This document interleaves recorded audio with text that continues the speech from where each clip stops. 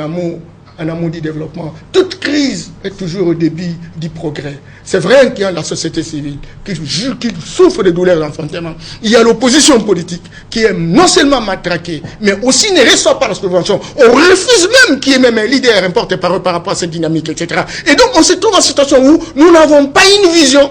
Et nous sommes embrigadés dans une situation où nous ne savons pas où nous allons. Alors la société civile, oui, il y a cette société civile qui existe. Toutes ces mamans maraîchères qui travaillent. Vous les journalistes, même si de temps en temps vous devenez alimentaires. Et il y a des maçons. Nous les journalistes. Il y a des maçons. Il y a des menuisiers. Il y a des enseignants, des syndicats, des corporations professionnelles. Tous ces gens n'ont pas disparu. Tous ces gens sont en train de s'approprier de leur pays. Aujourd'hui, le combat le plus ardent, c'est aujourd'hui de se dire, est-ce que nous méritons ce pays? Et si on est en train de nous arracher notre pays, qu'est-ce que nous faisons? Ces interrogations vont consolider une conviction. Et je suis très rassuré. Très rassuré. Je ne peux pas vous dire aujourd'hui que toute la société civile est corrompue. Non! Toutes ces mamans, mon vieux Kapika disait toujours, tant que notre peuple croupit dans la misère la plus intolérable, l'opposition sera toujours en vie. Donc, aujourd'hui, parce qu'ils n'ont pas répondu, ils cherchent encore des années pour travailler, encore que lorsqu'ils disent cherchons des années, ayons le temps, alors même jusqu'à 7 ans, 14 ans. Mais la pauvreté ne va pas se terminer avec votre vitesse d'action. Votre vitesse est tellement lente, plus lente que la tortille, et que vous ne pouvez rien faire, même si on vous donnait un quartier. Et cela est très grave. Et c'est les consultants qui vous le disent. Je vous le dis parce que je porte les lunettes des consultants internationaux et je sais apprécier la prestation d'une personne, de voir son efficacité par rapport à son action. Et ça, je vous le dis comme Congolais responsable, que votre vitesse, elle est inquiétante. Et si vous devez encore apprendre 7 ans, vous allez nous amener au cimetière. Merci beaucoup, M. Norbert Yamba Yamba. Honorable Crispin Ngoï Tamboué, vous êtes de la majorité qui est au pouvoir. Nous avons suivi plusieurs lieutenants de la majorité qui se sont exprimés à la télévision, qui soutiennent la révision constitutionnelle. Nous avons suivi Claude Machala qui est passé dans plusieurs chaînes de télévision. Nous avons suivi Lambert Mende qui a parlé justement de la révision constitutionnelle. Nous avons vu les réalités. Et il a fallu plusieurs années pour comprendre que cette constitution a été taillée sur mesure. Et aujourd'hui, on parle des étouffements. Norbert Yamba Yamba a parlé de la société civile qui ne reçoit pas des subventions, tout ça pour affaiblir toutes les autres participants. Comment voyez-vous cette situation-là? Êtes-vous sûr, en tout cas, que ce pays va bien et qu'avec ce budget voté, qu'avec cette constitution, que ce pays ira de l'avant, honorable? Je crois que j'ai été très très clair et je vais essayer encore de clarifier davantage. Il ne suffit pas d'être de la majorité pour comprendre que la Constitution, aujourd'hui, est indigeste. Tout homme normal qui voit les réalités en face, mettez de côté la casquette opposition-majorité. Vous vous mettez en face de votre propre pays. Vous allez vous rendre compte que les amis qui étaient à Seine City étaient tout simplement animés par l'esprit de cupidité d'accéder au pouvoir rapidement. Mais les amis, c'est-à-dire ceux de la majorité, ceux de l'opposition. Toute cette classe politique de ce moment-là, ceux qui étaient au pouvoir n'avaient pas de problème, mais ceux qui agressaient le pays, ce sont là qui avaient des problèmes. Mais la situation est puisqu'ils agressaient le pays, ils tuaient. Ils tuaient à l'Équateur, ils tuaient au Nord Kivu, Sud Kivu. Ce sont ceux-là qui étaient animés de cette soif-là d'accéder rapidement au pouvoir. C'est ainsi qu'on a dit, au nom de la paix, au nom du calme dans la République, vous les tueurs-là, venez. Ils sont venus. Et toutes ces idées, je vous rassure, toutes ces idées d'aller dire non, nous devons tout faire, exactement comme mes frères sont en train de parler. Ça se réveille, ils sont en train de rêver. Ils sont en train de raconter, de construire les châteaux en Espagne. Ça veut dire quoi? S'imaginer que lorsque un d'eux accédera au pouvoir, il y aura par bâton magique immédiatement un changement total. Mais vous accusez de vouloir rester. C'est pourquoi il faut être réaliste. Personne ne l'a dit. Le problème qui est là-bas est qu'il faut avoir une constitution qui permet à ce que le peuple congolais puisse se retrouver dans la bonne vie. Puisque la Constitution n'est pas là pour être Constitution, la Constitution est là pour être mises en pratique afin d'engendrer le bonheur pour le peuple. C'est ça l'objectif de la Constitution. Si une Constitution, quelle que soit sa beauté et sa bonté, ne parvient pas à produire le bien-être de la population, cette Constitution ne vous sert à rien. Aujourd'hui, je vous donne un exemple simple. Profite aussi à aider la population. Aujourd'hui, je vous l'ai dit et je vous le confirme, aujourd'hui, nous nous retrouvons dans la République démocratique du Congo, vaste de son État, avec sa démographie comme vous la connaissez, avec son niveau de richesse comme vous la connaissez. Il ne faut pas qu'on puisse confondre les ressources financières, les ressources potentielles que nous avons et la richesse réelle, puisque la transformation demande une forte technologie et de grands moyens qu'il faut pour transformer les ressources naturelles en ressources et en richesse réelle. Nous ne voulons pas la face, nous ne sommes pas encore à mesure de transformer les sables en glace. Soyons clairs avec nous-mêmes. Nous n'avons pas encore une forte technologie, nous n'avons pas encore de moyens suffisants pour le faire. Il ne faut pas nous dire chaque jour nous sommes un pays riche. Nous sommes en voie d'être un pays émergent. Voilà. Nous sommes en voie. Pour que nous atteignions maintenant l'émergence, qu'est-ce qu'il faut? Il faut que tout le monde se mette au travail. Il faut une constitution qui permet au président à ce que la gestion... indéfiniment. Élection ne dit pas président. Les élections ne disent pas président de la République. Les élections disent gestionnaire. Il faut qu'il y ait les gestionnaires au niveau local, au niveau provincial et au niveau national. C'est ce que le législateur avait pensé. Il croyait que un pays comme celui-ci, on peut passer par bâton magique à la création de 3 pouvoirs. National, provincial, local, et les mettre en pratique. C'est ce qu'il pensait. Il est en train de rêver un beau pays. Il était dans le jardin d'Éden, comme Yamba Yamba. Mais au début, c'était pas à discuter. Hein. Au début, c'était. Ce n'était pas à discuter puisqu'il fallait privilégier la paix. Il fallait attirer les belligérants pour qu'ils s'installent, qu'on laisse de tuer les gens. Mais quand on avait modifié la Constitution, on a réduit le nombre de tours. On n'avait pas posé ce problème à ce moment-là. On a posé le problème. Pourquoi? Puisque lorsqu'on approchait maintenant des élections de 2011, on se rend compte que le temps est insuffisant.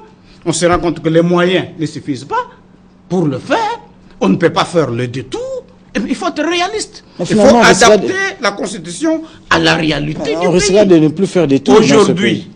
Aujourd'hui, on n'a pas fait les élections provinciales. Les gouverneurs sont là. Ils ont largement dépassé les mandats, indépendamment de la volonté. Les sénateurs, mêmement. Les députés provinciaux, mêmement. Et posez-vous encore la question, quel est le rôle des députés provinciaux? Posez-vous cette question.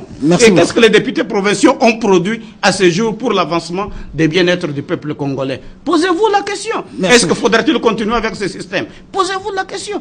Toutes ces questions, il faut qu'on se les pose. On a créé des structures budgétivores par la cupidité des belligérants qui voulaient par tous les moyens, coûte que coûte, accéder au pouvoir sans avoir la volonté ferme d'aider la République. Donc tout ce que mes deux frères que j'aime bien ont raconté, c'est de l'histoire. Merci beaucoup. Ils prennent d'un côté leur savoir qu'ils ont là, que j'apprécie bien, qu'ils associent à un savoir-faire, ils vont se rendre compte que ça ne tient pas. Merci beaucoup, honorable. Monsieur Adolphe, vous l'avez compris. Donc l'opposition et le pouvoir, à l'époque, ils ont adopté cette constitution, c'est juste pour accepter la paix. Donc c'est pas pour d'autres raisons. Ce que j'ai bien compris, au nom de la paix, il fallait encourager l'impunité, demander à tout le monde de venir, et quelques temps après, l'histoire nous rattrape. Donc ça sert à rien. Mesdames et messieurs, les 26 provinces sont restées hypothétiques. Alors la grande question, faudra-t-il garder, changer ou réviser l'actuelle constitution? C'est le thème de ce soir. Vous êtes nombreux à réagir. Il y a Mama Tchabou, à Mongafula, Mama Marthe, Monsieur Balozi à l'Unikino. Les étudiants de l'Unikino ont une même préoccupation. À l'honorable Crispin Goïtamboué. Honorable, quelles sont selon vous les dispositions concernées pour être révisées?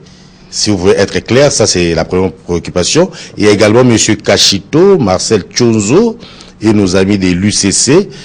Honorable, les difficultés d'argent, oui c'est vrai, les pays traversent une situation économique qui n'est pas florissante. Difficultés financières, oui, et c'est difficile d'organiser les élections provinciales. Mais vous avez quand même un peu de moyens pour organiser les référendums qui en réalité est une élection générale. N'est-ce pas là une contradiction? Pas d'argent pour le provincial, mais un peu d'argent pour le référendum. Je vais le dire clairement. Ce n'est pas une contradiction. Ce qui est réservé pour les élections provinciales n'est pas exactement ce pour le référendum. Comment expliquer?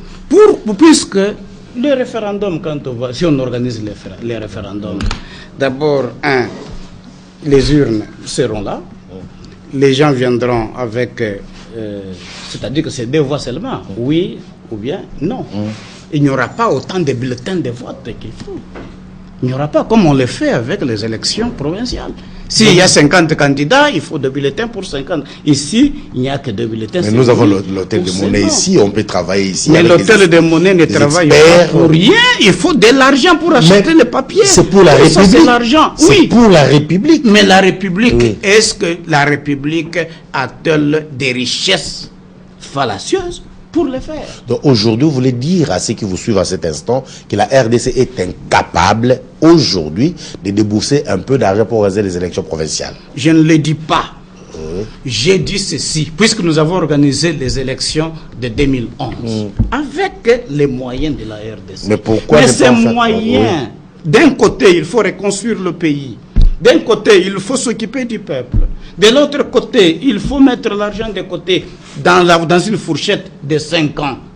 Puisque l'argent, c'est la colère. C'est difficile, il faut... Alors, quels sont les articles concernés? Alors, pour répondre à cette question qui venait de l'UNIKIL, je ne peux pas tout de suite me mettre à détailler article par article ce qui doivent être révisés.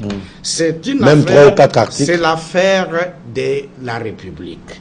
Certainement, il y aura une grande commission qui devra se réunir. Mais vous avez quand même l'idée, ne fût-ce que l'idée. Je ne peux pas donner l'idée.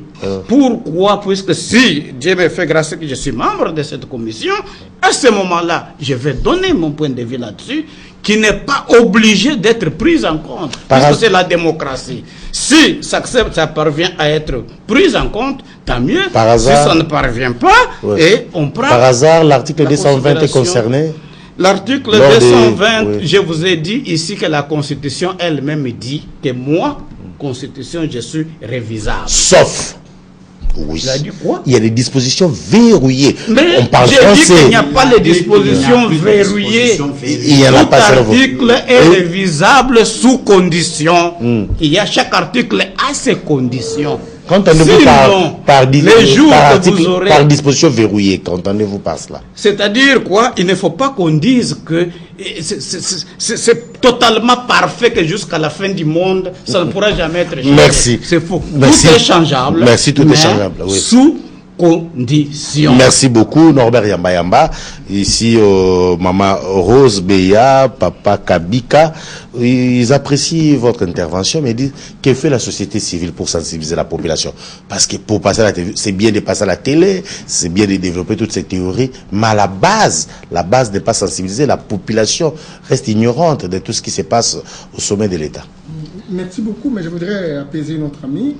Il y a des moyens, et vous n'avez jamais cessé, de vanter que vous avez fait une performance de 8% de croissance économique. Ça s'est justifié en économie. 8% c'est beaucoup, c'est presque la moyenne en Afrique. Et donc lorsqu'on a 8% avec les différentes sociétés opérationnelles, je crois qu'on peut avoir l'argent. Donc il y a des moyens. Il y a des moyens. Deuxième chose, je voudrais aussi apaiser mon ami pour lui dire que la récente littérature et les recherches qui ont été menées démontrent que la réduction de 30% de la corruption institutionnalisée peut nous donner la possibilité d'avoir 55 milliards de dollars l'année suivante. Plus que le budget. Il faut arrêter la constitution dont vous êtes... La corruption. Deuxième... Norbert, la corruption. La corruption. Oui, c'est ça, la corruption. Ça, alors, je voudrais terminer par dire que l'article verrouillé, il faut que notre peuple le sache. Voilà. Quand la majorité est en train de dire que nous sommes respectueux de la Constitution, ça veut dire que la majorité est en train de prévoir la révision de l'article 220 qu'ils vont soumettre au référendum populaire. Et ils vont gagner gain de cause pour donner le suffrage. Parce que ce n'est pas verrouillé. Ce n'est pas verrouillé. Donc il faut qu'on comprenne cela, qu'on est en train de vous arracher votre vote. c'est encore trop loin que nous puissions retrouver. Alors maintenant, la préoccupation... Alors, maintenant, il faut qu'il s'apaise. Hein. Il faut arrêter de dire que les tueurs, et l'AFDEL aussi a été véritablement tueurs, etc. Et donc, c'est une série, ceux qui se ressemblent ensemble. Il faut arrêter ces discours-là. Donc, arrête aussi d'utiliser des concepts que ça va faire, ça va être. Ce sont des concepts, c'est des théologies, des défauts qui démontrent très clairement que vous ne vous approchez même pas du contenu de ce que vous dites. Donc, c'est très important. Vous n'avez aucun savoir-être. Ce que vous êtes en train de défendre là, la Constitution prévoit des dispositions non révisables. Vous êtes en train de dire il faut réviser cela. Il faut réviser cela. Et vous voyez visiblement que vous êtes en train de travailler au bénéfice d'un noyau. Non. Et vous allez dire que vous avez un savoir-faire et vous avez un savoir-être. Il faut arrêter ça.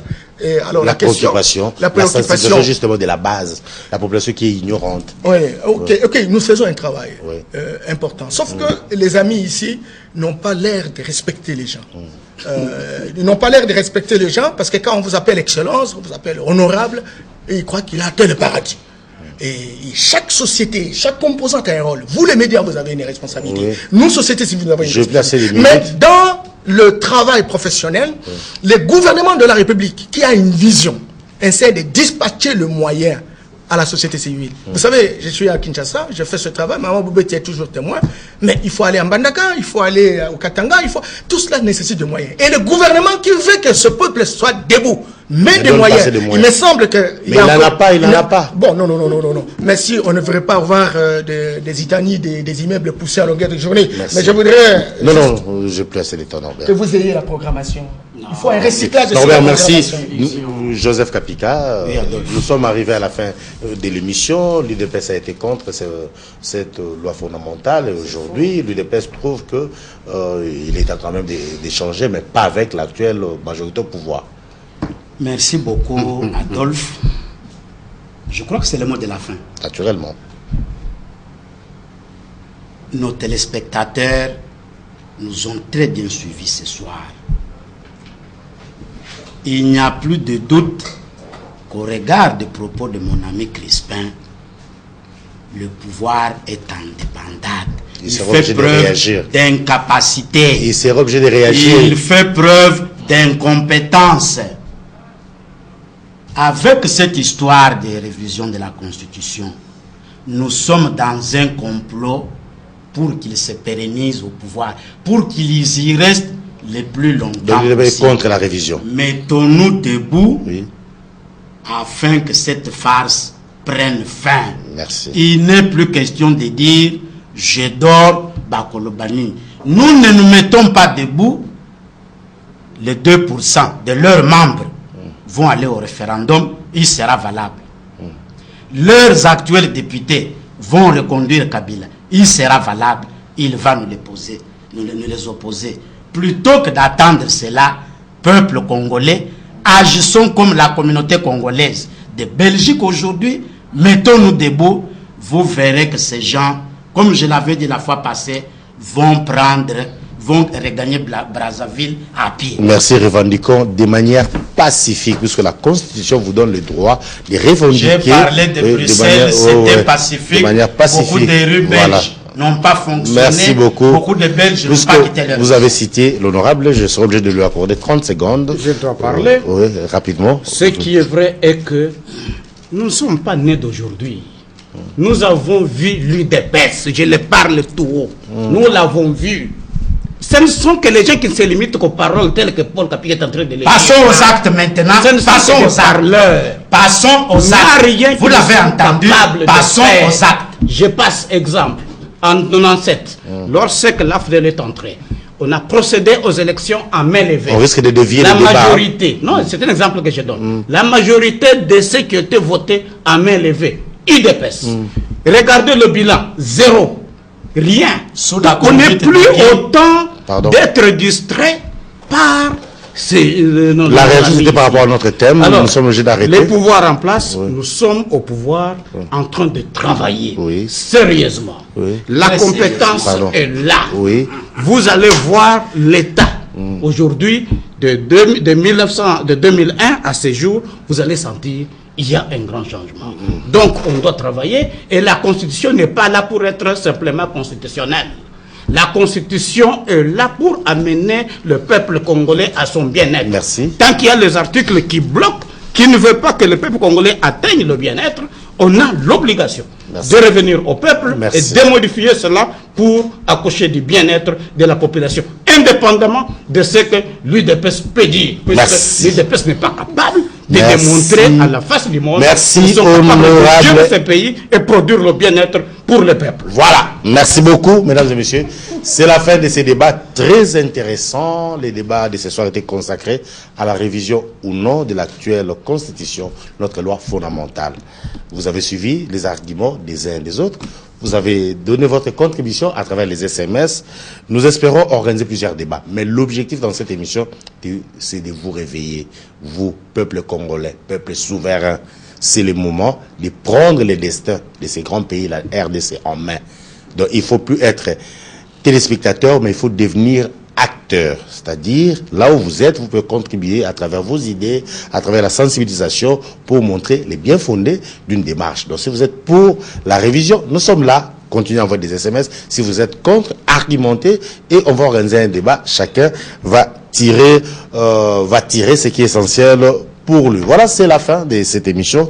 Nous étions très honorés par la présence de l'honorable Crispin Goïtambo de la majorité présidentielle. Merci honorable Norbert Yamba de la société civile.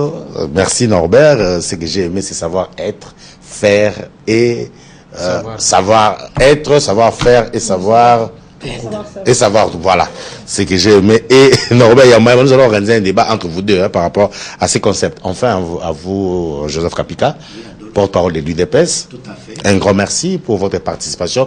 Merci à toute la grande équipe technique. Chéri Bivondi, Junior Mokonzo, Jesse Bakou, Jerry Bindele, les réalisateurs, Bernard Boteba, sans oublier Jerez Nzouzi, Angeli et Ewing Mukuna et Dadi Lusikila. Voilà, c'est la fin de cette émission. La rediffusion, c'est déjà demain, dans la matinée. Et la prochaine rencontre, c'est les dimanches à la même heure sur la même chaîne. Merci et bonsoir.